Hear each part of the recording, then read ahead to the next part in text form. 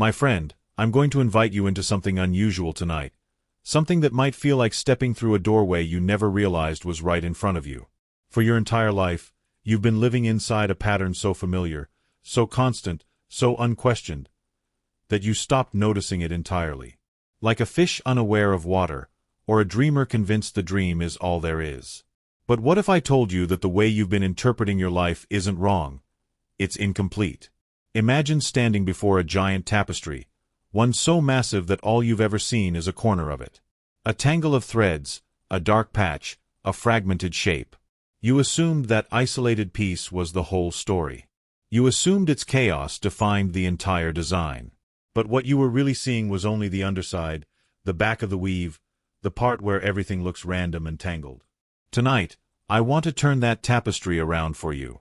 Not to give you a new belief, not to sell you an idea, but to reveal something that has always been true, something that's been quietly humming beneath your experiences like a hidden engine. Because life isn't random. It isn't chaotic. It isn't punishing you, or withholding from you, or testing you. It's reflecting something you've never been taught how to see. You've been living inside a profound misunderstanding. And the moment you glimpse the real pattern, even for a second, everything begins to shift. Are you ready to see what's been there all along? Let me offer you a possibility so radical, so opposite to everything you've been conditioned to believe, that your mind may try to reject it before your heart has a chance to understand it. What if the struggles you've carried were never warnings? What if they weren't proof that you were failing, or falling behind, or destined for hardship? What if they were simply misread signals? Messages from reality that you were interpreting through the wrong lens. You see, for most of my life, I thought difficulty meant something was wrong with me. I assumed obstacles were barriers, that delays were punishments, that confusion meant I was off course. But then I discovered something not taught in schools, not discussed in polite conversation, and rarely understood even by those who claim to study consciousness. I uncovered a principle hidden in plain sight. Reality doesn't send signs of lack. Reality sends signals of direction. And when you don't know how to interpret those signals, every nudge feels like a threat. Every shift feels like danger. Every transition feels like loss.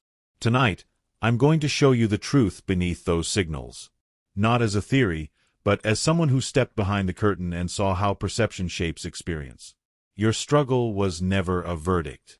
It was a message you were never taught how to read. Let me share with you an insight that may feel almost unbelievable at first. Yet once you hear it, something deep inside you will recognize its truth instantly. Here it is. Reality cannot produce the thing you fear, because fear is not a creative force. It feels creative. It feels powerful. It feels like it's shaping your life. But fear is only a signal, never a source. It's a spotlight, not a generator. Think of it this way, a shadow looks real, but it has no substance. You can't pick it up.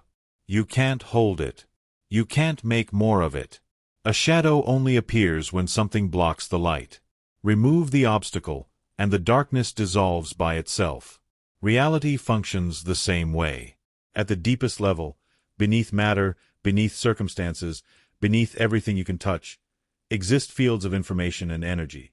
Physicists call them quantum fields. Mystics call them consciousness. It doesn't matter what name you prefer. What matters is this. These fields respond only to coherence, not fear. Only to clarity, not panic. Only to intention, not anxiety.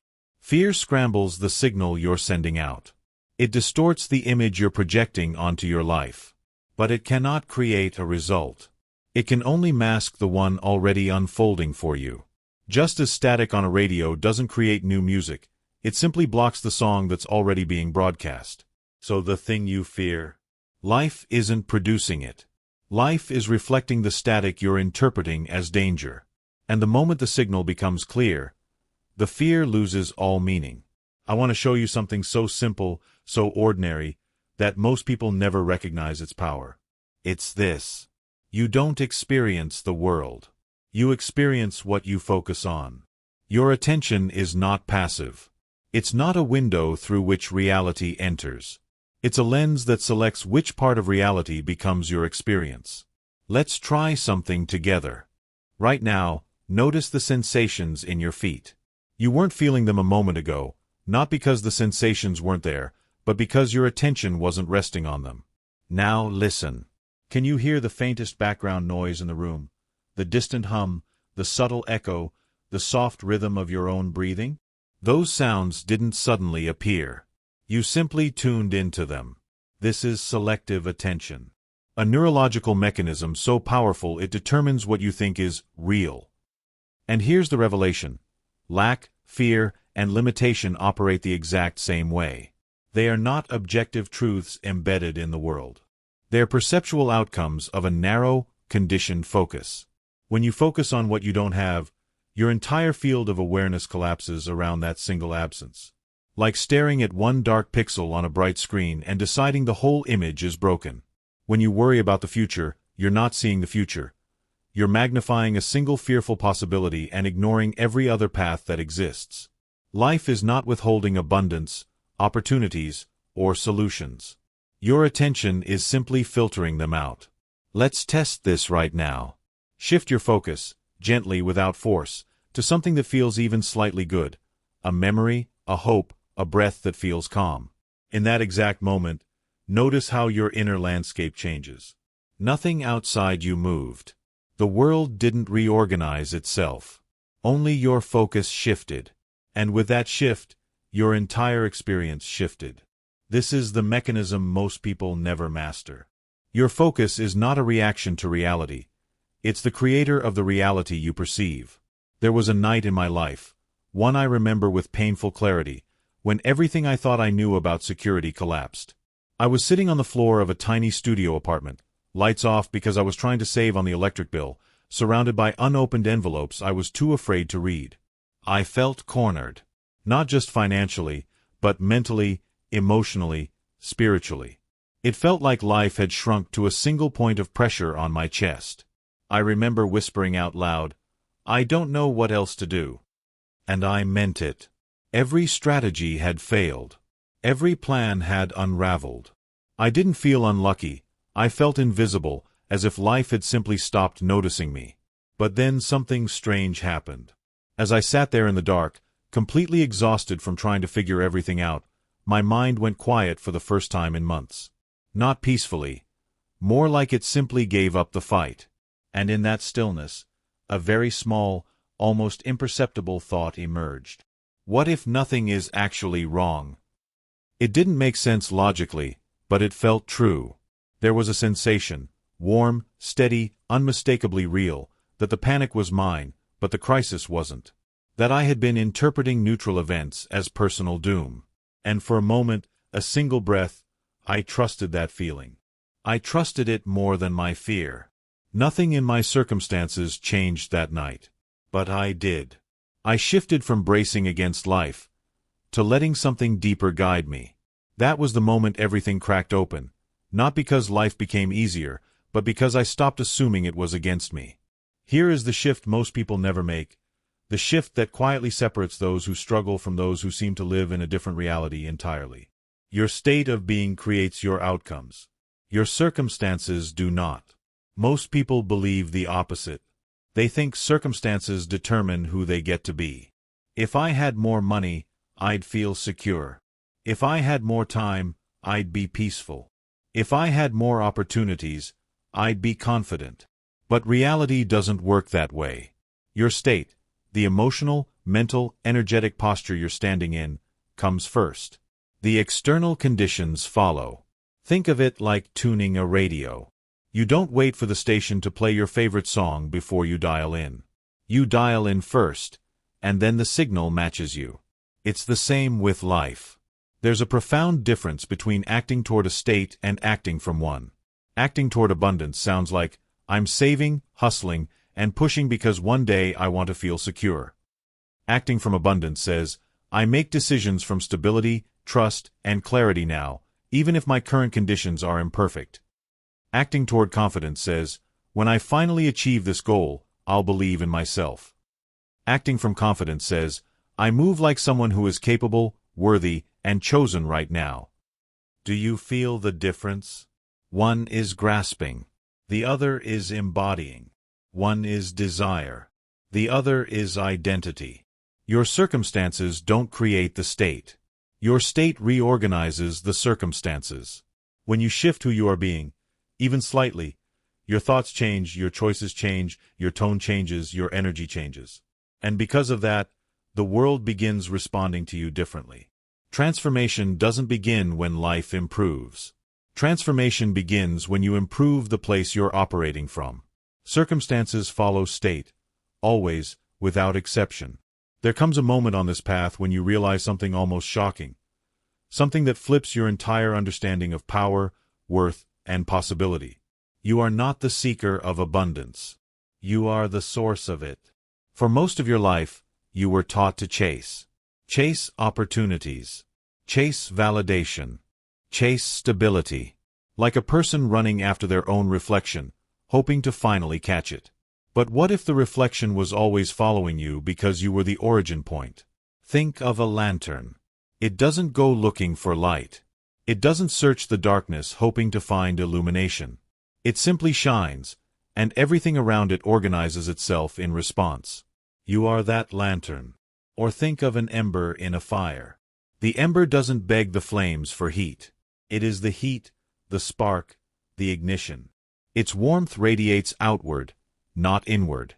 When you operate as a seeker, you shrink. You wait. You compromise.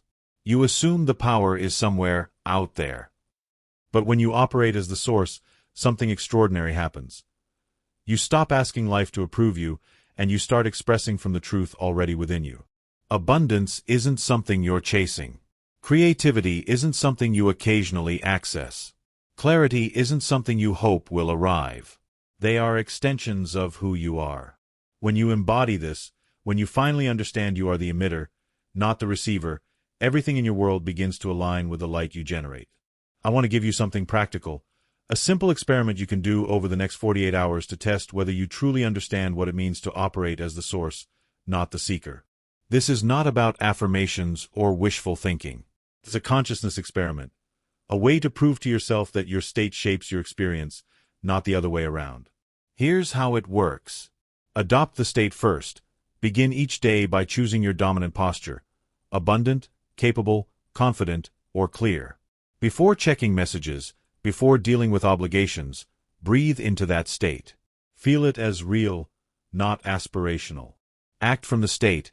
Every choice you make, let this state guide you. When a decision arises, ask, what would someone already aligned with abundance do? Then follow that impulse, not fear. Notice without judging. Throughout the 48 hours, observe how circumstances respond. Note shifts in interactions, opportunities, or creativity, but do not cling to outcomes. The point is the state, not the reward. Recalibrate quickly. If you feel fear, frustration, or scarcity, pause and return to your chosen state. This is your compass. By the end of 2 days, you'll notice something remarkable. The world has already begun rearranging itself around the consciousness you inhabit. The experiment proves one thing. You create your reality by first creating yourself. Here is the paradox most people never grasp. The harder you reach, the further abundance feels. The more you chase, the more elusive your goals become. The more you fear scarcity, the more scarcity appears in your experience. Why? Because life responds to the frequency you emit, not the objects you pursue. Every thought, every emotion, every tense muscle sends a signal, like a tuning fork vibrating in the air. If your signal is tension, lack, or grasping, the world mirrors that frequency. But the moment you stop chasing, the moment you stop proving, trying, fearing, something shifts. It's subtle, almost imperceptible, but undeniable. Your frequency realigns. The universe begins reflecting back the state you are now embodying, not the one you're hoping for. Abundance, clarity, peace, these are not prizes to obtain. They are signals you realize when you stop trying to get them. You stop reaching, and suddenly, you are already there. Now, take a deep breath and feel this. You are not becoming abundance, clarity, or power. You already are them. Every thought, every action, every breath you take flows from that source. You have been searching outside yourself for something that has never been outside. The world has not been withholding. You have not been missing. You have simply been asleep to the truth of who you are. And now, in this very moment, you can awaken. Step into it fully. Not tomorrow. Not when conditions change. Move, speak, decide, and breathe from the identity you've always carried but never recognized. Every choice you make from this awakened state sends ripples through your life. Every thought aligns your world with the truth already present. You are not seeking. You are not waiting. You are the source. You are the signal. You are the infinite unfolding. Wake up, live as what you already are.